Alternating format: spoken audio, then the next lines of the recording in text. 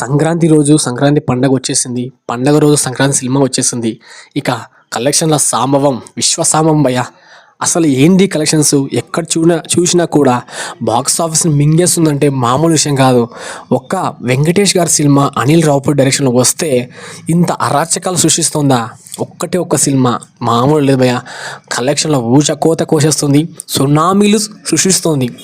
ఇంతవరకు నేను చూసేలేదు భయ్య. ఫ్యామిలీ సినిమా ఇంత భారీ హిట్టు అందిస్తారు తెలుగు ప్రజలు. వరల్డ్ వైడ్గా అమెరికాలో కూడా మన ప్రజలు ఉన్నారు కదా.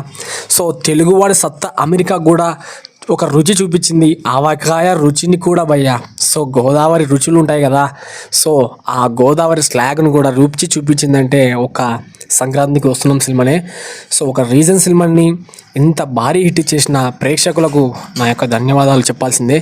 సో ఇలాంటి తెలుగు సినిమాలు బ్రతికి ఉన్నాయని తెలిసిందంటే సంక్రాంతికి వస్తున్నాం సినిమా లాగానే.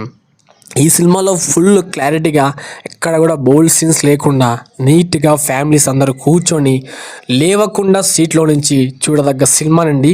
లేదంటే ఇంతవరకు వచ్చిన సినిమాల్లో ఎక్కడ చూసినా కూడా కొన్ని సీన్స్ వస్తే లేచిపోయి పక్కన కూర్చునే సీన్లు కూడా ఉన్నాయి.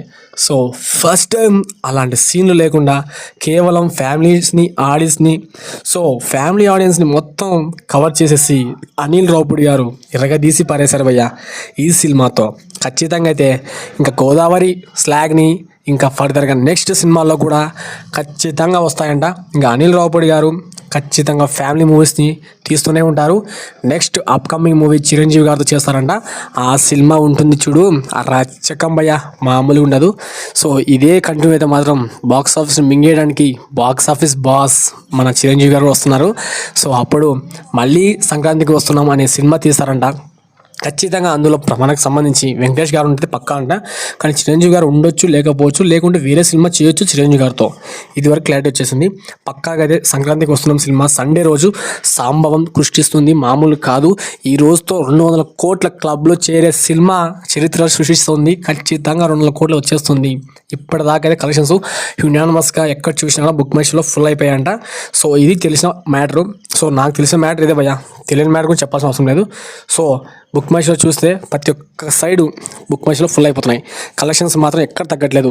సో అన్ని షోస్ ఫుల్ అవుతున్నాయంటే కంపల్సరీ ఈరోజు 200 crores కొట్టే అవకాశాలు చాలా ఎక్కువగా ఉన్నాయి, హై ఛాన్స్ ఉన్నాయి.